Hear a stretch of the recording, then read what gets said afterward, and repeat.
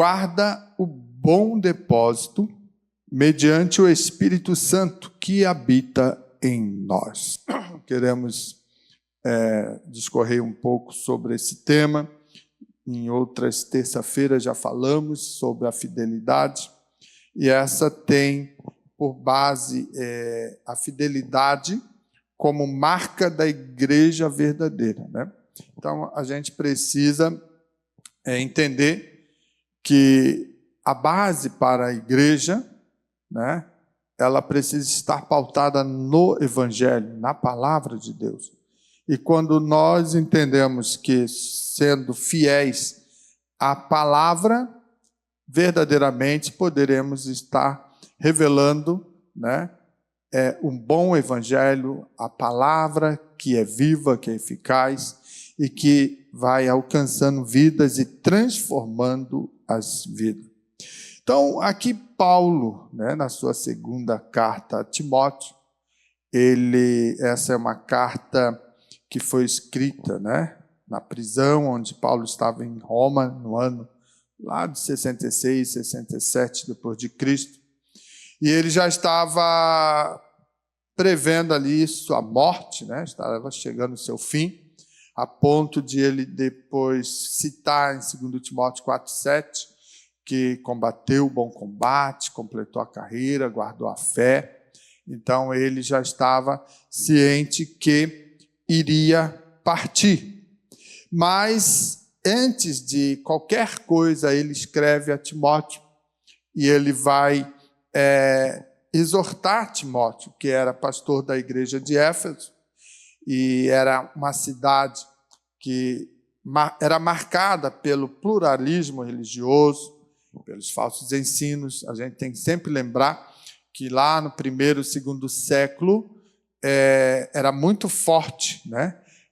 O falso ensino, os falsos mestres estavam tentando destruir a fé, enxertar até mesmo no Evangelho das Boas Novas algumas coisas diferentes daquilo que era a real e verdadeira, né, promessa do Pai através do Cristo ressuscitado, ensinando aos seus discípulos, fundamentando na palavra. Então, existiam muitos falsos ensinos e também não podemos esquecer, sempre que ler as cartas paulinas, né, Novo Testamento, a gente tem que fazer uma lembrança de que, naquele tempo, as questões culturais eram muito fortes.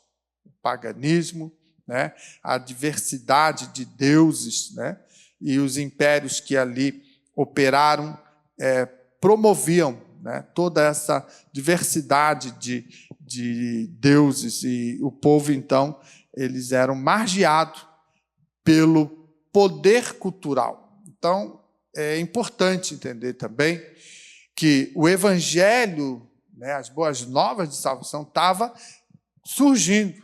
Então, veja, ele está entrando na contramão de todo um processo histórico, cultural, de civilizações, né? Então, aqui é interessante, Paulo, que foi alcançado pelo poder do Evangelho, está exortando a Timóteo, um novo pastor, né, um jovem pastor, para manter-se firme, né, se estruturar na palavra e não abrir mão disso. Então, veja, você vai estar diante de um pluralismo religioso. Tinha várias religiões.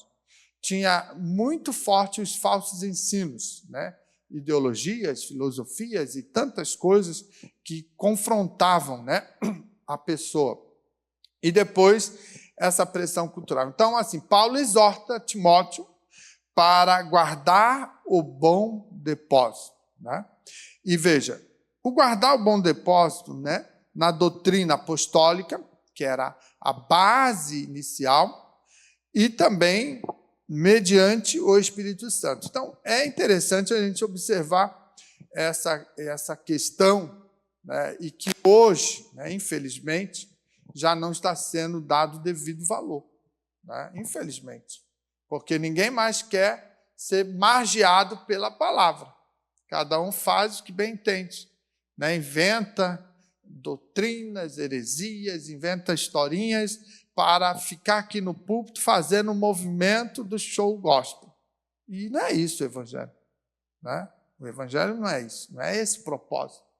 É para ser cristocêntrico, ou seja, apresentar aquele que tem verdadeiramente o poder de transformar a pessoa. Então, Paulo, ele traz isso para que haja uma compreensão. Então, eu anotei aqui algumas coisas assim, o que seria o bom depósito?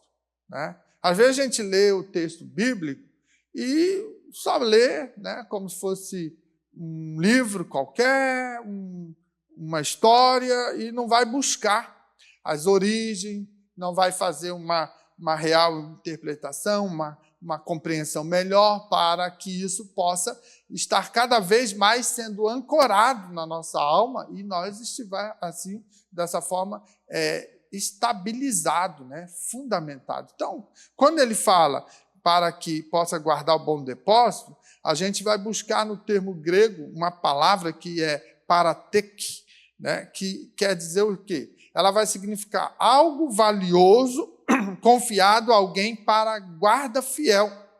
Então, veja, algo que é valioso, confiado a alguém para guarda fiel, assim como um tesouro ou um depósito bancário, né? É entregar a essa pessoa algo que tem valor. Se alguém chega para você e fala, eu tenho aqui uma caixa cheia de barra de ouro, e aí eu vou dar para você guardar. Será que vai dar para qualquer pessoa? Não dá.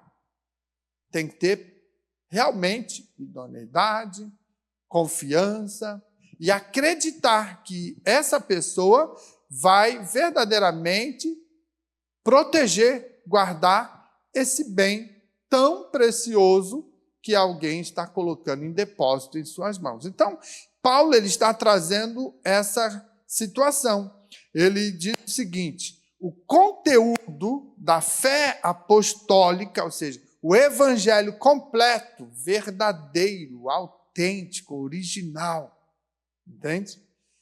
Ele é o padrão das sãs palavras, ou seja, da sã doutrina. É a verdade revelada por Cristo e que foi através de Paulo, né, passada para Timóteo. Então, é importante nós entendermos também o seguinte, não era, irmãos, um mero conhecimento intelectual. Por quê? Porque Paulo era um erudito. Paulo ele era profundo nas leis, ele era conhecedor. Desde novo foi incentivado, foi investido nele a estudar, e ele esteve estudando aos pés dos melhores mestres judeus. Então, veja, ele era conhecedor, ele tinha uma facilidade, né, de conduzir, né, e com sabedoria, muita propriedade àquilo que era cultural, aquilo que era da lei, aquilo que era de filosofia. Então, Paulo ele tinha uma abertura grande. Então, era muito comum, talvez, alguém pensar, Paulo está ensinando um evangelho de conhecimento dele, intelectual, porque ele era uma sumidade, né, no conhecimento. Não, ele está resguardando o seguinte, essa verdade foi revelada por Cristo. Ele teve um encontro com o Senhor. Quando a gente vai ler o texto, né, que ele está na estrada de Damasco, ele tem ali um encontro, né, com o Senhor, e ali ele muda e transforma o coração de Paulo, a ponto de agora ele rever tudo aquilo que ele estudou e direcionar para o sentido correto. Como eu entendia o evangelho, a Bíblia, ou seja, a palavra, as leis, e agora eu tenho que rever tudo isso e direcionar dentro daquilo que Cristo me revelou, que me mostrou. Então, veja, Paulo, ele recebeu, né, como ele também não teve, assim, muito contato com Jesus, porque foi um outro tempo, ele tinha um contato com Jesus através dos apóstolos, que falavam de Jesus. Ele não teve esse momento, não foi na época dele. E aí, agora, então, ele passa a também ser considerado um apóstolo, né? Ele, apóstolo forjado por Cristo. Então, ele está na mesma altura dos demais apóstolos agora. A diferença é que ele tinha toda uma abertura de conhecimento que facilitou ele escrever, né, e deixar um legado precioso das cartas paulinas, que hoje ela vai sustentar toda a doutrina autêntica do Evangelho. Então, isso é maravilhoso. E ele fala, eu estou transmitindo para você, Timóteo, porque eu recebi de Cristo. Entende? Então, guarde o bom depósito. Mantenha, né, de forma cuidadosa tudo que estás aprendendo. E por que guardar, irmãos? Olha como é importante. Por que guardar? Ele via o Evangelho, como eu já disse, de forma assim, como um tesouro. Era um tesouro precioso. A vida toda de Paulo, ele deixou muito claro isso. A ênfase de Cristo, aquele que tem o poder de transformar, de salvar, de mudar a situação. Então, ele entendia o seguinte, este tesouro precioso foi confiado à igreja. Entende? E aí, assim, se cuidar bem, se souber guardar essa preciosidade, a igreja vai ser sempre aquela detentora do poder da palavra, do evangelho. Para o quê? Para alcançar vidas, para que possa trabalhar transformando corações. Então, ele tinha essa preocupação de guardar, né, o tesouro precioso, para quê? Para que pudesse preservar a pureza contra distorções. Por que distorções? Porque nós já falamos, naquela época, do primeiro, segundo século a seguir, havia uma confrontação muito forte dos gnósticos, né? Também das ideologias, da filosofia. Então, era muito confrontado o evangelho. E também tinha os falsos mestres, os judaizantes. Eles queriam sempre, assim, vamos inserir nesse processo da salvação algumas coisinhas que vai ajudar a você a alcançar a promessa, né? Ou seja, os judaizantes, eles queriam assim, não pode deixar de guardar os dias santos, a lei, né, os preceitos, isso é importante, isso faz parte da nossa cultura, da nossa história. Esqueceram que Jesus veio para transformar tudo isso e abrir a possibilidade de um céu, de uma promessa gloriosa. Então, Paulo fala assim, preserva a pureza do evangelho que foi passado pelos apóstolos. Né? Não deixe surgir distorções. Outra questão, transmite de forma fiel às próximas gerações. Olha o papel da igreja, a missão que ela tem de transmitir o evangelho. Por quê? Porque é poder de Deus. Ele vai alcançar vidas e transformar essas vidas.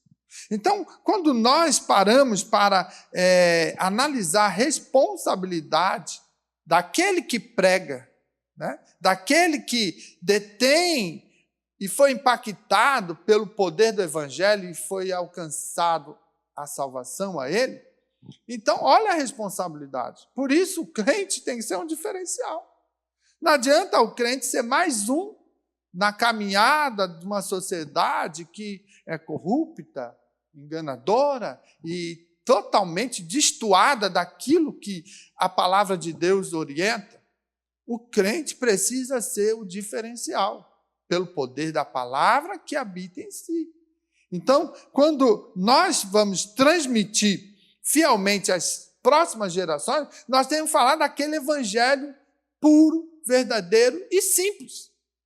Não precisa fazer uma série, né, de enfeite para embelezar o evangelho. Não precisa.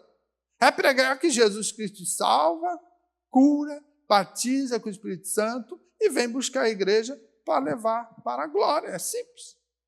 Entende? Jesus é o caminho, ele é a verdade, ele é a vida. Então, é importante, Paulo então diz assim, olha, além de tudo isso, é importante guardar esse tesouro precioso e viver de acordo com ele, evitando a apostasia. Olha a responsabilidade. Viver de acordo com o evangelho. E evite a apostasia, evite ficar embaralhado com coisas que vão corromper a sua fé, a ponto de você desistir da proposta. Entende?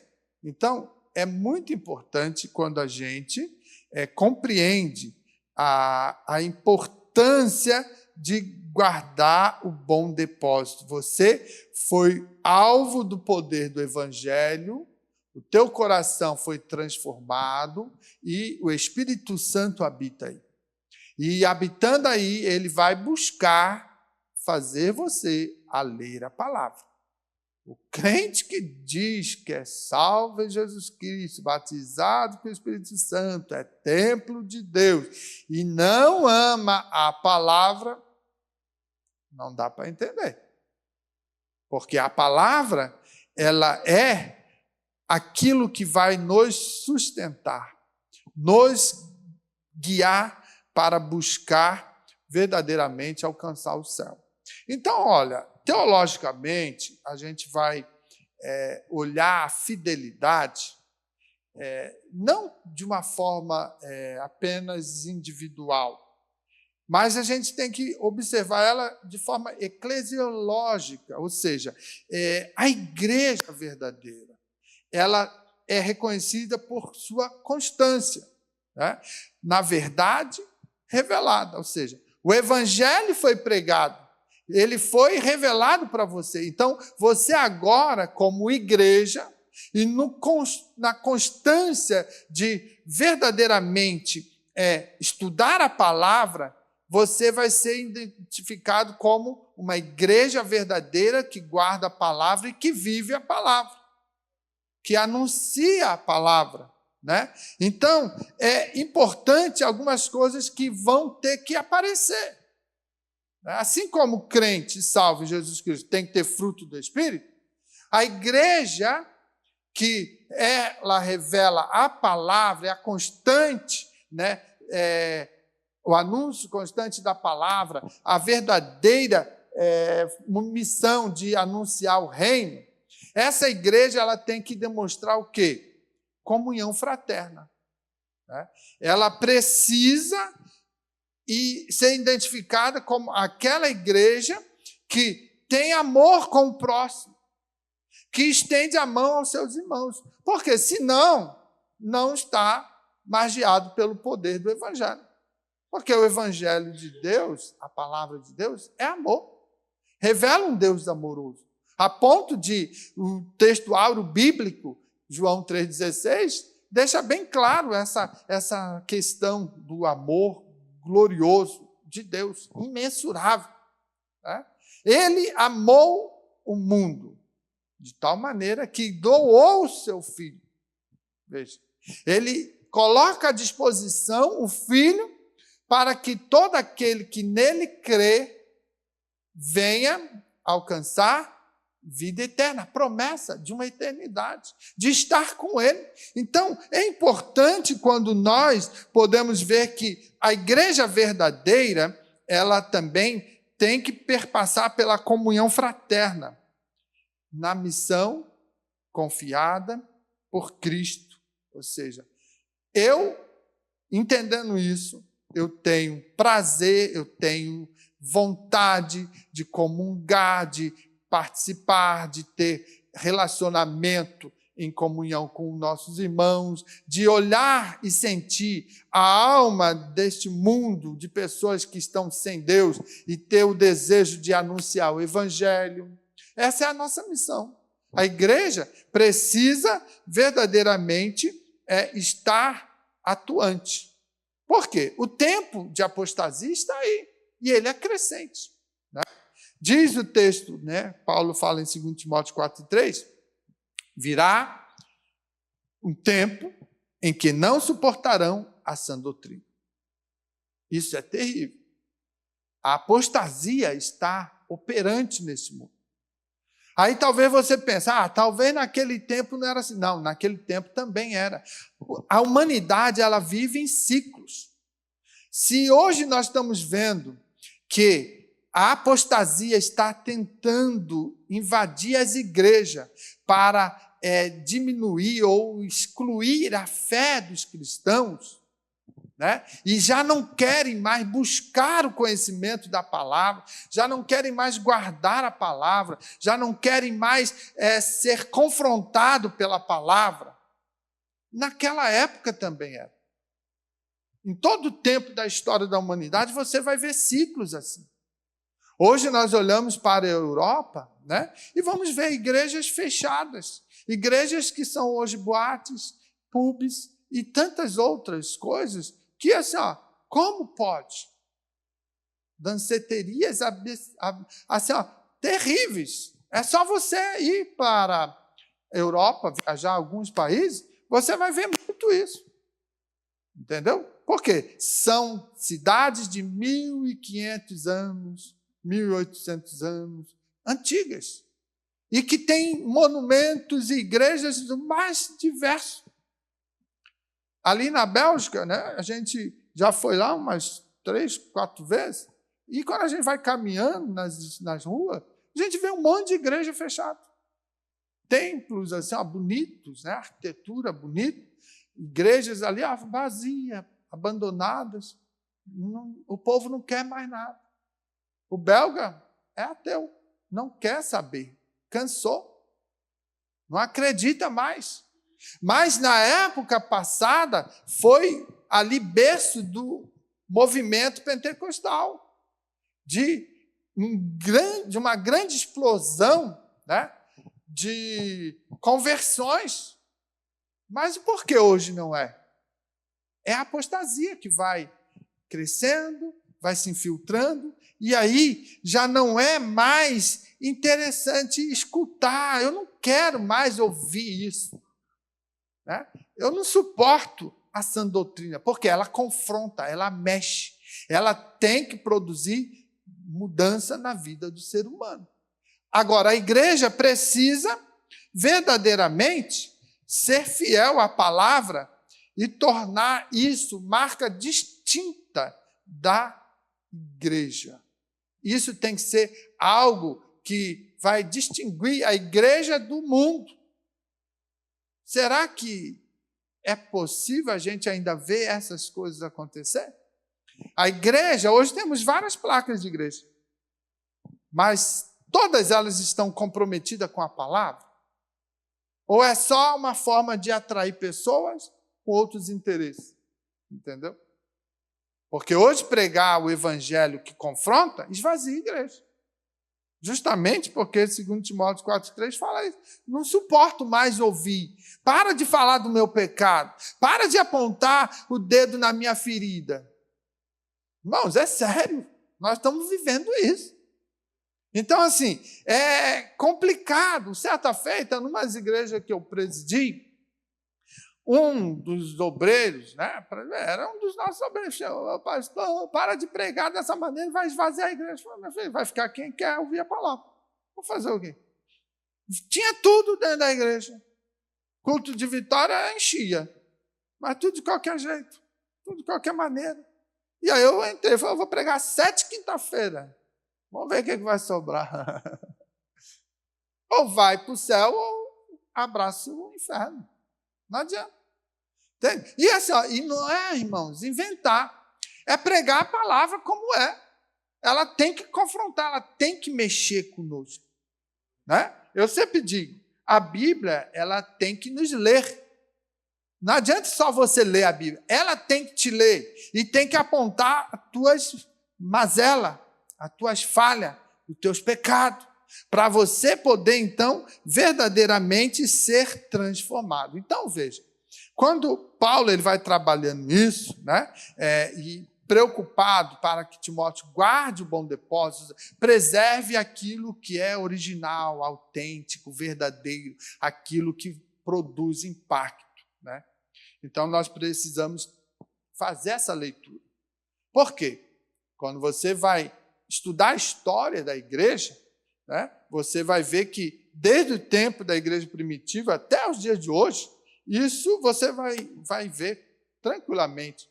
As comunidades, irmãos, as que permaneceram fiéis à palavra, né, à comunhão e à missão de enfrentar a oposição, elas foram as que mais foram usadas por Deus. Para quê? Para pregar o evangelho, para alcançar vida, para transformar corações. Mas existem aquelas que não têm um compromisso com a palavra e ela vai ser só um ajuntamento. Às vezes está até inchada, mas não tem mudança, não tem transformação e estão caminhando com passos largos para o inferno. Porque inferno, hoje até ninguém mais quer pregar, que assusta. Mas nós temos que entender e anunciar o inferno com amor. Não é assim, ó, eu vou ali pregar. Ah, você não quer? Vai para o inferno, seu desgraçado. Não. Tem que ter misericórdia, porque você já sabe que ele está caminhando. Então, quando a gente prega o evangelho e anuncia, né, a questão, né, do destino da humanidade, é dois destinos, ou céu ou inferno. E aí, mostrar que há misericórdia e há possibilidade de mudar esse destino, então você está anunciando com amor, falando a verdade, mas preocupado em resgatar a vida. Agora, quando a gente fica irado porque não aceitou e já pega e já vai xingando e mandando lá para os quintos dos infernos, aí fica difícil. Fica difícil. Você não ganha mais. Entende? Então, é interessante quando nós podemos ver que a fidelidade comunitária, ou seja, aqui estamos falando assim, a fidelidade da igreja, né? A estrutura comunitária da igreja em fidelidade à palavra, ela vai refletir o quê? Cristo vai refletir a palavra, o evangelho, né? Que Cristo e a igreja têm um relacionamento de noivo e noiva, né? Então, nós devemos apresentar com fidelidade essa proposta. Quem te vê vai enxergar isso. Aí está a igreja, a noiva do Cordeiro. E ela está caminhando, né, fidedigna à palavra de Deus. Efésios 5:27 vai dizer assim, ó, para apresentar a si mesmo igreja gloriosa. A igreja, ela é imaculada. A igreja é eleita. A igreja é santa. Então, isso tudo precisa pesar sobre nossos ombros. Ao anunciar o evangelho, viva o evangelho primeiro, para depois compartilhar. Porque quando você vive, você fala com segurança, com convicção, com garantia, porque você sabe o que acontece. Você sabe que realmente isso é real na tua vida. A palavra é poder de Deus. A palavra, ela é transformadora. Então, veja, amados, que a fidelidade à doutrina apostólica, né, dentro desse tópico que nós vamos abordar agora, se preocupe em guardar o bom depósito. Então, veja o texto, 2 Timóteo 1,14, que nós lemos. Guarda o bom depósito mediante o Espírito Santo que habita em nós. Nós vamos entender que a igreja verdadeira, ela é marcada ou selada pela fidelidade inabalável à doutrina recebida dos apóstolos. Então, isso é fundamental. Ah, mas eu nunca conheci um apóstolo. E nem vai conhecer, que foi para aquele tempo. Né? Hoje, as pessoas cansadas de ser pastor, agora eu vou ser apóstolo. Né? Aí depois, não quero mais ser apóstolo, agora vou ser bispo. Não, já estou cansado. Você o quê? Divindade. Tem gente que é assim. Enquanto que, se você conhece, né, a sã doutrina, a palavra de Deus, você vai verdadeiramente ser margeado. Quando eu falo margeado, você vai ser direcionado, seguido, acompanhado pela palavra, na palavra, vivendo a palavra, né? Estabelecendo a palavra no teu ser, né? Na sua vida. Então, é importante porque os primeiros cristãos, está lá em Atos 2:42, eles perseveravam na doutrina do apóstolo. Judas vai exortar a batalhar pela fé que uma vez foi por todas foi entregue aos santos. Então, veja, olha como que é a exortação. Batalhe, né, pela fé que uma vez por todas foi entregue aos santos. Entendeu? A fé. A fé, o que é a fé? É a vida da palavra na sua vida, na dinâmica do seu ser. Você guardou a palavra e ela te gera fé. Fé em quê? Em crer que Jesus morreu na cruz e ressuscitou. Que Deus operou milagres no Antigo Testamento, porque Ele era Deus que cuida, que provê, que está junto. E é o Todo-Poderoso. Tem muita gente que não crê que Deus abriu o Mar Vermelho. Tem muita gente que não crê no milagre do maná. Mas nós, quando temos guardado a palavra, ela gera fé, ela dá movimento, ela dá vida, a ponto de eu não ver Jesus crucificado, mas eu senti as agruras da crucificação e senti as suas mãos furadas quando me tocam e me curam. Então, isso é o diferencial, é viver verdadeiramente a excelência da fé, do poder do Evangelho. Então, veja, o Espírito Santo, ele é o guardião interno dessa verdade. Por isso, quem é crente, convertido, né, que eu encho a paciência de vocês, sempre, né, crente, toma atitude, crente, toma jeito na vida, para de viver dualidade, né? Uma hora na igreja eu sou o santarrão, mas lá no mundo eu sou o trevudão. Então, veja, não dá. Se Cristo habita aí, na pessoa do Espírito Santo, ele é o guardião da palavra, da verdade, vai ter que ter fruto. Como eu vou ter fruto aqui e lá fora o fruto é diferente? Não dá. Entende? Ele está aí, ele vai verdadeiramente te capacitar, ele capacita a igreja, ele faz resistir aos falsos ensinos. Quando você começa a escutar umas heresias, e dói, o ouvido dói. Você não consegue, se você estiver pautado na palavra. Mas quando você não está, você engole a bolota, né? E come, e fica estragado. Cadê aqueles crentes, né? Talvez você lembre alguns crentes aí que outrora era pregador, hoje está no mundo. O que está acontecendo? Era a fachada? Ou era a autenticidade de um cristão? Ou só estava no interesse dos holofotes? Isso é outro problema. Tem muito líder por aí que quer holofote. Eu preciso brilhar, e Cristo fica lá atrás. Fica no bastidor aí, Cristo, deixa eu brilhar um pouquinho. Não, Cristo precisa brilhar na tua vida. E só vai brilhar pelo poder do Evangelho, da palavra de Deus. Então, preservar o Evangelho puro vai fazer Cristo aparecer na sua vida e vidas vão ser alcançadas e transformadas pelo teu testemunho. É muito importante. Veja, o crente não pode mudar a palavra. Ele não pode, eu estou a fim de trocar essa palavrinha para facilitar e ganhar o irmãozinho ali para Jesus, mas se eu usar esse termo, ele não vai querer. Não tem. Ninguém tem autoridade para mudar o evangelho. É bíblico.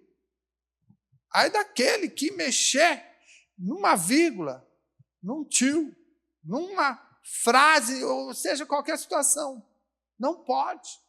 Mas hoje a gente escuta várias pessoas por aí, está na hora de dar uma reformulada, né, na Bíblia, porque ela está ultrapassada. Não está ultrapassada, não. Ela é poder de Deus. Então, veja, John Stott ele escreveu, certa feita, a igreja não tem autoridade para alterar a mensagem. Sua tarefa é guardá-la, proclamá-la fielmente. Então, veja, essa é a tarefa da igreja. Guardar a palavra. O que diz lá no Salmo 119, acho que verso 11, se eu não me falha a lembrança? Escondi a tua palavra no meu coração para não pecar contra ti. Ou seja, estou preservando a palavra, porque eu não quero pecar contra ti. Por que eu não posso pecar contra ti? Porque eu sei que tu me salvou, me transformou, teve misericórdia, escreveu o meu nome no livro da vida, tem uma promessa gloriosa, e tu abomina aqueles que são pecadores, que pecam sem ter cuidado, sem preocupação. Então, veja, Deus ama o pecador, mas abomina o pecado. Então, se eu estou pecando, Deus está abominando a minha atitude de pecador. Mas Ele me ama. Mas para eu vencer ou se desviar desse processo, eu preciso o quê? Guardar a palavra no meu coração para não pecar. Então, o crente hoje precisa ser fiel em guardar. A igreja precisa verdadeiramente ser fiel à palavra de Deus. A igreja de Éfeso ela foi elogiada por rejeitar falsos apóstolos. Lá em Apocalipse 2:2, você vai ler ali, e lá no finalzinho vai dizer, esses ali que estão deturpando com mentira, são mentirosos. Então, veja, essas situações nós precisamos identificar dentro da igreja se tiver alguém com outra proposta. Quando alguém vem com algo diferente, não faz mal isso ou aquilo outro, né? É o evangelho, ele é light, né? Ele é suave. Não. O evangelho machuca às vezes. Ele fere às vezes. Porque ele quer confrontar você para alcançar a sua alma. Os bereanos examinavam a Escritura para confirmar a pregação de Paulo. Lá em Atos 17:11, examinavam as Escrituras todos os dias. Vamos ver se esse camarada aí está pregando realmente a palavra. É isso que você, igreja, precisa fazer. Não é só chegar alguém aqui, falar bonito, né? Fazer umas piruetas, umas coisas assim. Aqui é poder de Deus. Que poder de Deus? Quem que diz que pular, virar cambalhota e fazer macaquice aqui é poder de Deus? Não. A igreja é sábia. É diferente quando realmente desce algo do céu e envolve todos. Não é um só puxando a fila e os outros imitando. Temos que cuidar. Nós, quando temos a palavra de Deus e examinamos ela e guardamos, a gente sabe discernir o que é e o que não é de Deus. Tem muita gente fazendo barulho nos púlpitos e trazendo autoridade sobre ele que tem Deus. Nem sempre. Já viu aquele ditado, né? Que aonde há fumaça, há fogo? Nem sempre. Pega o gelo seco, faz fumaça. E aí, tem fogo?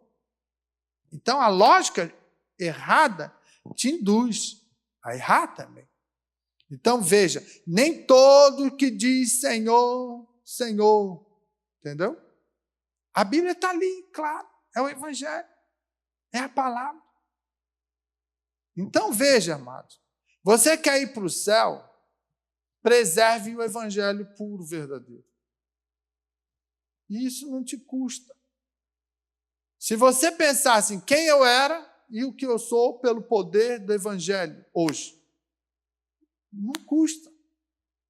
Porque você estava perdido, sem esperança, sem Deus, sem oportunidade. Ele veio, te resgatou, perdoou teus pecados, lavou as tuas vestes, escreveu o teu nome no livro da vida, e de repente, hoje você canta na igreja, você prega, você tem liberdade, porque você era um ex, mas hoje é filho de Deus. Então, assim, nada é difícil ou impossível para você dizer que Cristo salva e liberta, porque Ele fez isso na tua vida. Então, não inventa historinha dizendo que está difícil. É porque você não teve realmente um encontro real. Você coloca o peso dos teus problemas, né? O gigante da adversidade, dos conflitos, da crise existencial da sua vida, acima de um Deus todo-poderoso. Porque você não vive esse Deus, você não conhece esse Deus, você não lê a palavra, porque aquele que ele está baseado na palavra de Deus, ele verdadeiramente vai ver a crise, o problema, a luta, mas lá ele vai dizer, mas tudo isso, o meu Deus é maior. É assim.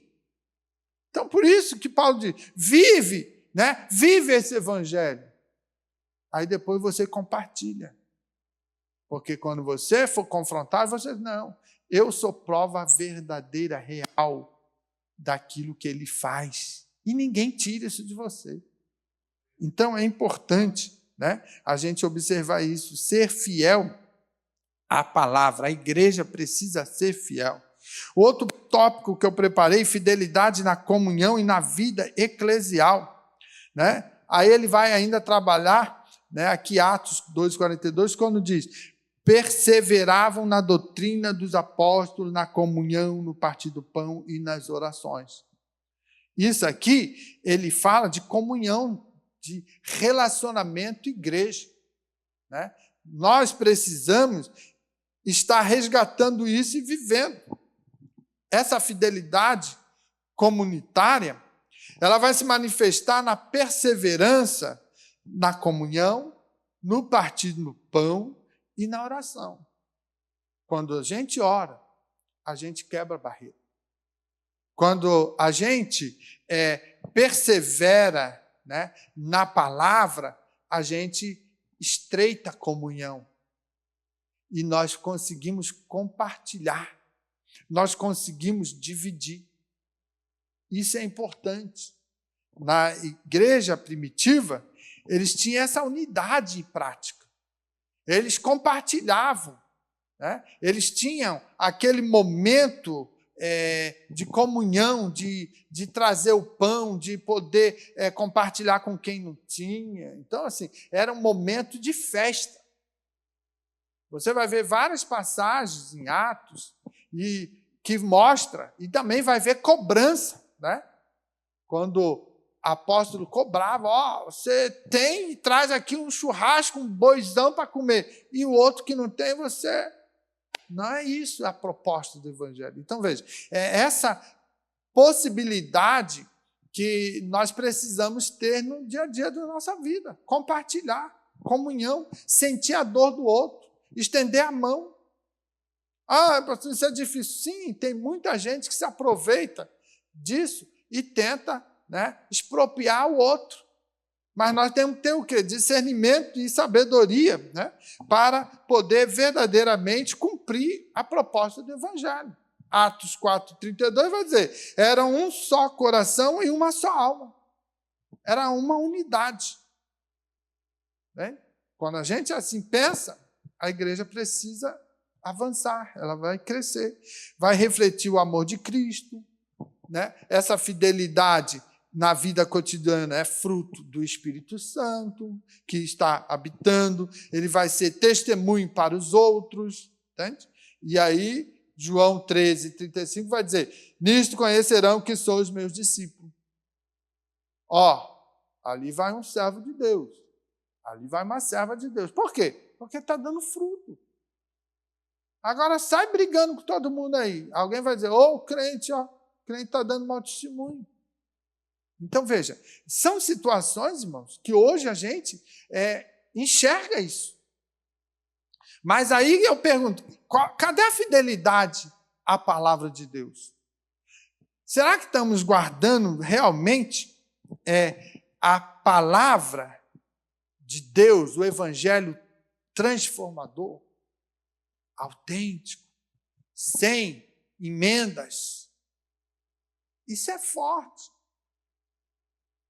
Um teólogo alemão, Dietrich Bonhoeffer, acho que é esse o nome, é um nome alemão meio difícil de pronunciar, ele disse assim, a comunhão cristã não é um ideal que tentamos realizar, mas uma realidade criada por Deus em Cristo, na qual podemos participar. Então, veja, ele está trazendo assim, Cristo tem que estar em cena. Veja, uma realidade criada por Deus em Cristo. Ele é o centro. Quando eu prego e falo, eu sou bom porque eu prego, eu conheço, Cristo saiu. Eu joguei ele fora. Agora, quando a gente reconhece as nossas falhas, nossas misérias, ou saiu uma mensagem linda, bonita, louvado seja o nome do Senhor, porque Cristo, ele precisa ser evidenciado. Então, nós podemos participar nisso, porque ele é o caminho, ele é o mediador, ele é aquilo que vai dar a coesão do processo. Então, é importante nós assim entender. A igreja de Jerusalém, ela perseverava unida apesar da perseguição, estava firme, né? Perseveravam unânimes. A igreja de Antioquia ela era marcada por comunhão multicultural, a ponto de enviar missionários. Então, veja, essa proposta é realmente importante porque estão caminhando dentro de um propósito da palavra. Quando a palavra diz, ide por todo mundo, pregar o evangelho a toda criatura, isso é uma afirmação, né, de verdadeiramente nós ter que cumprir.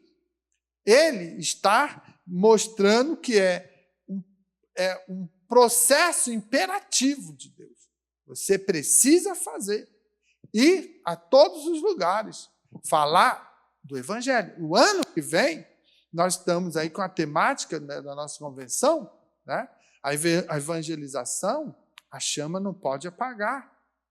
Então, veja, a responsabilidade nossa de evangelizar, de buscar, mas o povo não está vindo, vamos buscar gente nova, que possa ter o primeiro amor, que possam ser alcançados pela chama do evangelho e vir para adorar. Porque os que estão aí cansados, já desanimados, desistiram, não querem mais chegar à igreja. Né? Inventam pretextos mais diversos para dizer, hoje não dá, né? Não sei o quê. Então, veja, nós não podemos ficar acomodados e aceitar essa justificativa.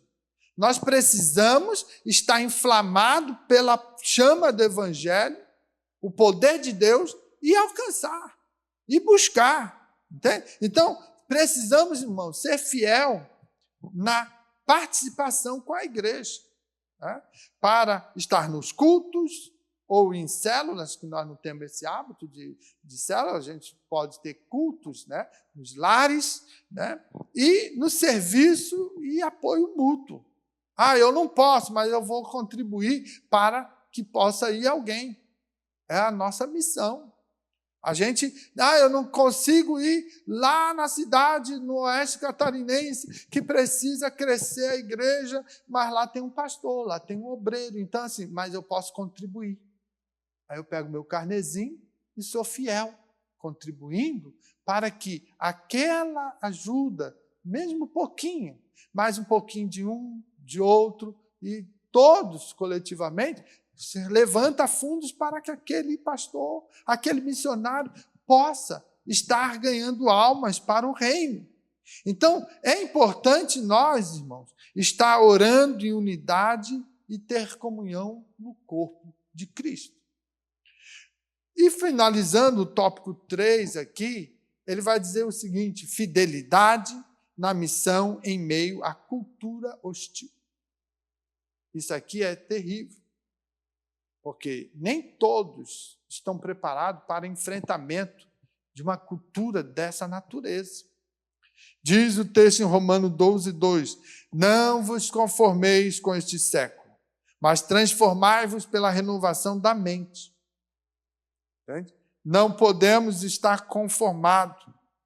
A igreja fiel, verdadeira, ela não se conforma à cultura hostil. Ela vai confrontar com o evangelho. Ela vai ter que ser oposição com o evangelho, que produz transformação. Mas ela precisa, irmãos, manter a missão de evangelizar. Quanto tempo faz que você não ganha uma alma? Já parou para pensar? Nós vamos lançar um projeto para ano que vem, para cada trimestre nós ter uma meta de alcançar pelo menos 100 pessoas. Mas isso sozinho eu não faço. Então, nós precisamos ser inflamados pelo poder de Deus e pela missão de evangelizar, de discipular, de se colocar a serviço do reino, para começar a olhar novamente vidas que estão precisando. Então, nós vamos precisar ir para a rua. Mas será que quando chamar para a rua, vai quem? Só o João, o Pedro, o Tiago, o João? Ou vamos à igreja? Está entendendo? Ah, pastor, aqui é melhor, tem ar-condicionado, tem um banquinho. Ah, aqui eu fico quietinho, escondidinho. É, escondidinho, porque lá você tem que ter testemunho. Então, se nós não ter testemunho lá fora, tem que se esconder mesmo. Entendeu? Então, assim, nós precisamos sair das quatro paredes e dizer que Jesus Cristo ainda é o mesmo, que cura, que liberta, que transforma. Então, essa missão de evangelizar, de discipular, de servir, Cristo é padrão para as nossas vidas. Ele amou a igreja, se entregou por ela e está trabalhando nela para apresentar ela santa diante do Pai. Podemos, assim, fazer uma leitura bem... Não podemos desconstruir o atributo de Deus, de onisciência. Mas vamos partir de um princípio que Deus não está conhecendo todas as coisas. E aí enviou Jesus, o Filho. Vai lá na terra e conhece esse povo, ganha eles. E quando você voltar, e depois de um tempo o Espírito Santo trabalhar eles, preparar, aí você vem e me apresenta, eu quero conhecê-los. É como se fosse isso. Lógico que Deus sabe todas as coisas. Ele é Senhor.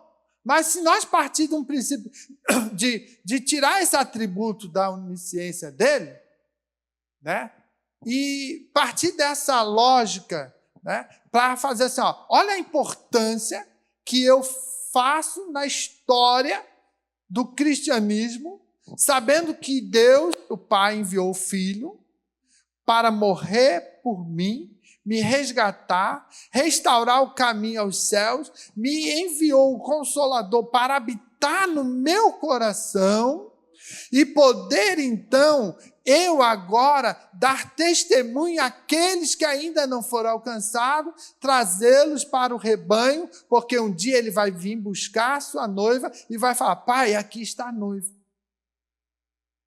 Entende? Então, quando eu paro para refletir isso, eu preciso entender a minha importância no reino.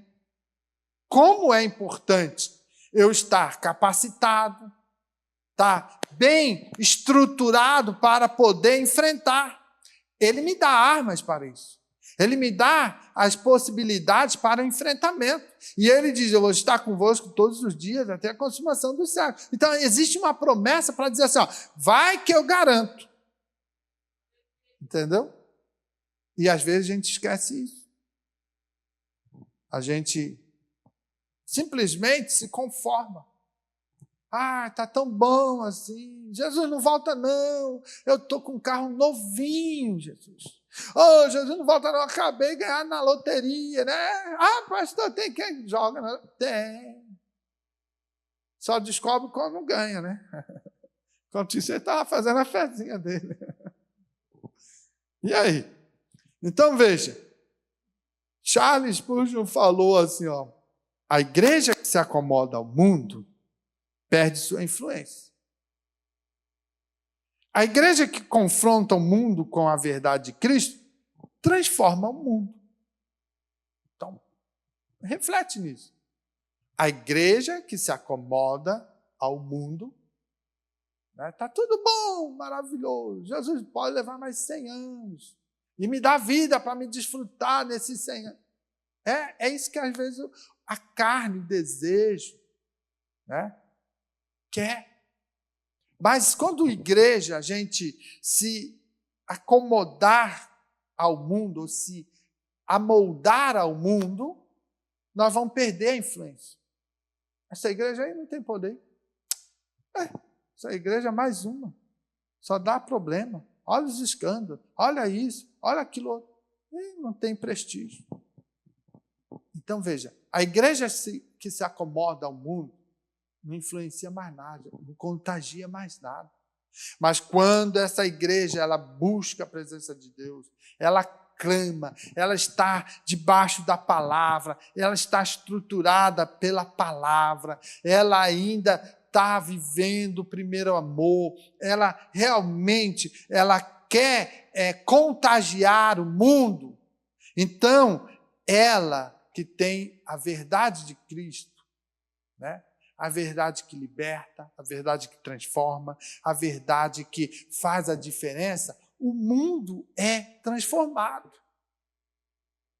Se você for estudar ou buscar conhecer a história da Coreia, aonde tem a maior igreja, você vai ver que, muito tempo atrás, eles estavam com um grupo pequenininho, mas foram buscar em oração, foram estruturando a fé e foram crescendo. Então, quase que o povo todo da Coreia, ele é salvo, ele é crente. Você vai lá, tem que ter assim, uma igreja, agora me fugiu o tamanho que ela comporta, mais ou menos, vamos botar assim, 20 mil pessoas num culto. Eles têm que ter 5 a 6 cultos no dia.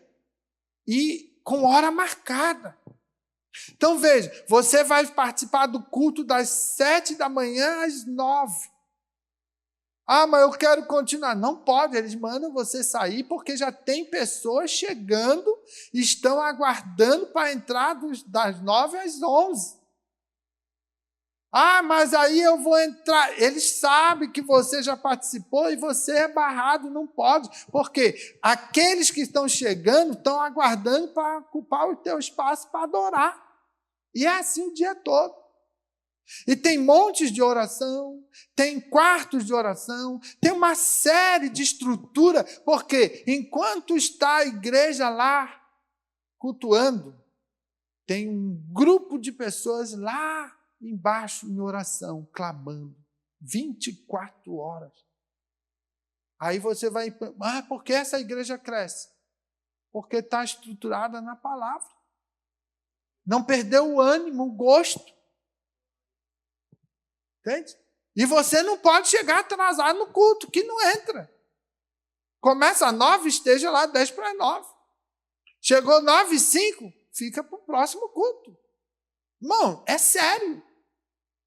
Então, veja, quando a igreja ela está confrontando o mundo com a verdade de Cristo, ela transforma o mundo. Então, nós temos que, às vezes, estar repensando muitas coisas. Será que eu estou realmente confrontando o mundo com a minha vida, com a palavra, com o evangelho que eu prego? Às vezes a gente passa vergonha. Por quê? Porque a gente não abre a boca para dizer, Jesus te ama. A gente está acomodado. Entende? Então, nós precisamos. Agora, pastor, mas sabe, a gente precisa de umas coisinhas diferentes, então traz um revelador. Aí o revelador vem, aí enche a igreja. Aí ele começa a revelar, e palavra que é bom, nada. É só revelação. Aí fala isso, fala aquilo outro, e muitas coisas às vezes nem acontecem. Às vezes inventam, criam historinha. Não, isso é perigoso. Para viver uma vida dessa, tem que passar pela palavra, porque a palavra que transforma, a palavra que sustenta. Os sinais e as maravilhas vão seguir os que creem. Então, às vezes, a gente, por não conhecer a palavra, a gente procura entrar por esse viés porque é fácil. Eu chegar ali para o irmão, Deus tem um plano na tua vida, as coisas vão mudar. É aquela famosa profecia, revelação genérica. Entende? É diferente quando você tem o dom do Espírito Santo e ele diz, olha, avisa o meu servo que aquela dor que ele estava sentindo desde segunda-feira, lá no dedo mindinho do pé direito, que machucou e que ele está incomodado, eu estou curando agora. E aí? Entendeu? É diferente. Agora eu falo, Deus está aí do teu ladinho, um anjo bonito, já chora, vira, né, a se derreter, porque o anjo está aqui. Culto ao anjo não é bíblico. Mas tem gente que explora a emoção das pessoas porque não tem o que dar. E eu preciso preencher o tempo, então está errado. Desce, busca, se enche, a palavra de Deus diz, aquele que tem falta de sabedoria, peça que eu dou com abundância. Então, assim, é complicado. Por quê? Às vezes as pessoas não querem. Então, eles já aprenderam a dominar a oratória, né, as estratégias. E aí eles ficam jogando. Eu fico doido com isso.